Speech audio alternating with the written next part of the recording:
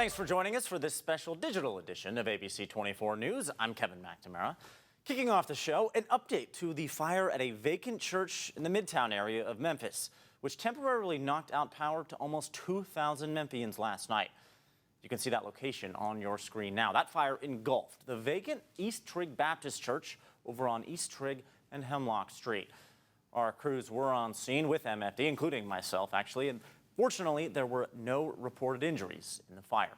The department did confirm, however, that nearly 2,000 MLGW customers in the area lost power for about 15 minutes due to fallen power lines around the scene. And new information after the closure of a hotel on Lamar Avenue deemed a public nuisance, with several felony and misdemeanor arrests coming out of the move.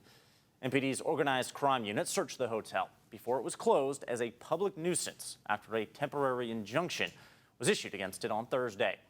That search resulted in 3 felony arrests and the arrest of 12 more individuals on misdemeanor charges yesterday morning. MPD says detectives seized almost 2 grams of fentanyl, over a gram of methamphetamine, and 1 car. Over at 201 Poplar, another Shelby County inmate has died unexpectedly. The sheriff's office confirmed a man took his last breath in their custody yesterday afternoon. That man, 60-year-old Lawrence Sumlin. He faced several charges, including aggravated burglary. Shelby County Sheriff Floyd Bonner says Sumlin was found passed out in the intake area at 201 Poplar around 3:30 yesterday. Despite efforts to revive him, Sumlin died. Authorities are still working to learn what led to him passing out, but Sheriff Bonner says it is believed to be a medical emergency. We have a very unhealthy community with diabetes, all kinds of sicknesses. So just because you come to the jail doesn't mean that you're going to all of a sudden get healthy. By our count, at least 7 inmates have died in Sheriff's Office custody this year, according to jail records. And a new report from the Tennessee Comptroller's Office is out, and to no surprise, Memphis Shelby County Schools is in serious need of infrastructure improvements. Dozens of MSCS schools are in need of upgrades, with an expected price tag of well over $1 billion. We take a closer look at the findings and how much it would cost MSCS to fix its schools. According to the latest findings, 45 MSCS schools are in fair condition, which means they are structurally sound but require maintenance or repairs. There are no MSCS schools rated as poor. They do receive, quite a bit of funding. So I think the number one responsibility has to fall upon the Memphis Shelby County School Board, that you take the money that comes in and you budget that for your facility needs. Republican State Representative Mark White is the chair of the Education Committee and requested the latest review. And not to put blame on anyone, but we have $1 billion in deferred maintenance. I've been to schools. We have ceiling tiles falling down. We have air conditioners when the kids went back to school and not working. That's a management issue. MSCS board member Joyce Dorse Coleman echoed the need for significant improvements while speaking to constituents at a town hall Thursday night. Our children deserve to go to school with lights on. That they don't have to worry about if they sit in their desk, if it is raining in their desk. That's what our children are facing. As part of Governor Bill Lee's latest school vouchers bill, 80% of tax revenues from Tennessee's sports betting industry would be redirected towards school building needs. Join now meteorologist Corey Smith for a look at the forecast. Corey, what can people expect? Well, it was the coldest morning of the season so far. I got good news. It's going to be a little bit warmer tonight. We've certainly been feeling the chill a little bit more lately, huh? Very chilly, and it looks like that forecast is cold going forward. So let's take a look outside right now. What you can expect as you go into your Saturday night. Clear skies for the most part. We won't be as cold. We were at 34 to start off today, only up to 59 in the afternoon. So close to average for this time of the year. Currently sitting at 54 in Memphis, 51 in Bolivar, 50 in Corinth, 49 in Dyersburg, and 53 in Tunica. As you go into tomorrow morning, we will be in the 40s and instead of the 30s for most of us, and we will be back into the 60s in the afternoon. So feeling a lot nicer outside, but take it in because overall a colder forecast as you go throughout the next week. So hour by hour, what we can expect overnight tonight, definitely on the colder side still. We'll be in the 40s as we head into the overnight hours. So if you are going to be out, just make sure to have that coat with you.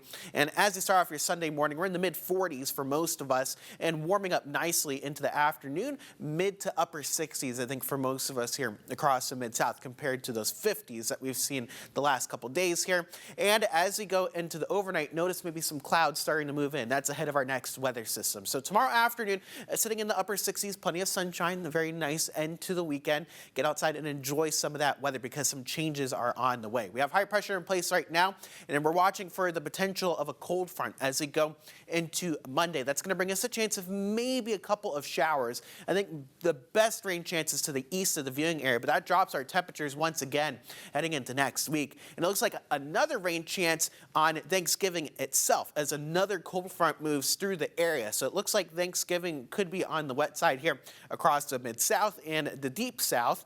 And then behind that, probably the coldest air we've seen so far this season moving into place. Taking a little bit of a sneak peek at that Thanksgiving Day forecast as of right now, 52 degrees likely your high temperature with some rain showers possible as you go throughout the day. Let's take a look at that long-term forecast here because you can see this is the upper atmosphere.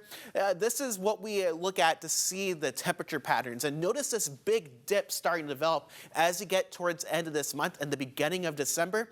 That's some very cold air setting into the eastern U.S., including here in the Mid-South. And the Climate Prediction Center now showing a very good chance of well below average temperatures as we start off December. So take a look at that 7-day forecast. We're at 65 as you go into tomorrow. Overall, a very nice end to the weekend. 71, a little bit warmer on your Monday here, maybe a couple of showers as that cold front moves through and then our temperatures come right back down. We're at 52 degrees on Tuesday, 57 on Wednesday. We should be dry. Then a chance of rain on your Thanksgiving with a high of 52, and then that cold air moves in. Look at that, 40s in the afternoon, maybe even some 20s as we head into next weekend.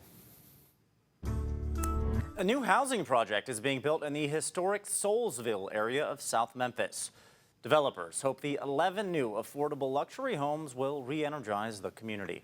Our Desmond Nugent explains how those homes could create an economic shift for that area. Desmond? Kevin, what once was an area concerned with blight issues is now transforming into a housing development that has the potential of building a brighter future for South Memphis.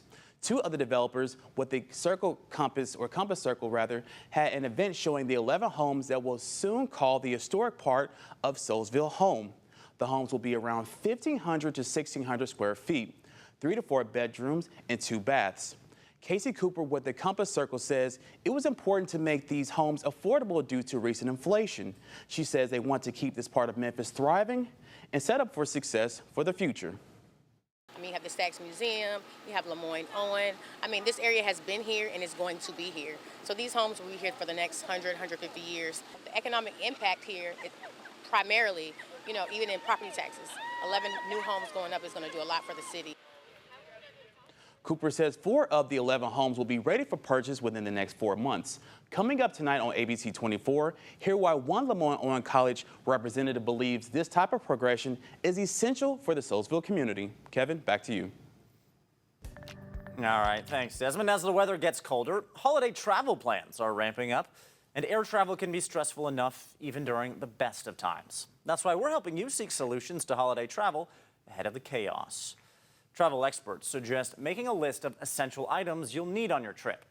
This will ensure you have everything you need without having to overpay at the airport. They also recommend staying hydrated on flights, as it can counter dry air on flights. And having the airline's app on your phone can keep you up to date with any changes for your flight, including delays and gate changes. Most importantly, plan early and give yourself the gift of extra time before and during travel to reduce stress as much as possible. Here at ABC24, we're committed to helping you seek solutions. So if you have a concern you want us to look into, text the word solutions, that's with an S, and a summary of your story to 901-321-7520. That's solutions and your concern to 901-321-7520. The DeSoto County District Attorney's Office will be taking a proactive role in deporting multiple undocumented immigrants currently incarcerated at the DeSoto County Jail. District Attorney Matthew Barton announced yesterday the DA's office will work closely with federal agencies to create a strategy to address what he believes to be an issue of criminal activity among undocumented immigrants in the county. On that plan, Barton said, in part, "I am committed to working alongside federal agencies, President Trump's administration, and the military to ensure a tough, no-excuses approach to criminal activity by individuals unlawfully present in the U.S." This all comes after TBI Director David Rausch reported criminal activity from the Venezuelan gang Tren de Aragua throughout the state of Tennessee and around the Mid-South earlier this week. Here in Memphis, MPD reported 2 instances of criminal activity from that gang over the past year. Well, 'tis the season for giving over in Arkansas, and yesterday the Land O'Lakes National Office supplied the Arkansas Food Bank with 40,000 pounds of macaroni and cheese. The food bank CEO says it's enough for 33,000 meals, which will help serve communities in need of support over the holidays. And it will flow out at a good time of year and remind folks who receive that people care about them, people they've never met. In addition to the massive donation of macaroni, the group Greenpoint AG pledged $5,000 to the food bank to fuel their efforts for keeping people fed. Well, another Friday night of high school football is in the books, leaving just 4 Mid-South teams standing in the TSSAA playoffs. Among them are the Houston Mustangs, whose quest to defend their state title rolls on. The Mustangs dominated Collierville 33-14 in the Class 6A quarterfinals, led by Chandler Day's 3 touchdowns and DJ Miller's pick 6. It's Houston's 5th straight win over their rivals. Now 11-2, they'll host undefeated Ravenwood in the semifinals, aiming to return to Chattanooga and secure Shelby County's first back-to-back Class 6A title. Today is also National Adoption Day. And over at the downtown Chancery Court, more than 20 children here in Memphis celebrated their move to their forever homes today. The celebration comes as part of a collaboration between the Department of Child Services, Youth Villages, and OmniVisions. According to DCS, the department has facilitated over 30 adoptions so far this month. And last year, Youth Villages saw 98 children adopted through its program. Yes, it is emotional, but it's also fun. Now our kids have this forever home that they're able to call someone mom and dad. Like, that is so important for our kids. It's not about the piece of paper. None of the parents are seeing as such as, this isn't my biological child, this is my child. I birthed this child. Event officials say more foster families are needed in the state of Tennessee. According to DCS, over 8,000 children are currently under foster care in the volunteer states. And bringing things back home, before we go, later tonight, down at the FedEx Forum, Mr. Millington himself, Justin Timberlake, returns to the Mid-South. He's hitting Beale Street for a stop on his Forget Tomorrow World Tour, promoting his album, Everything I Thought It Was, which released earlier this year. That show starts at 7:30. Well, that's all we have for you here on this special digital edition of ABC24. Make sure you stay up late after all the football is over, because we'll be there for your late news after the game on ABC24. Take care.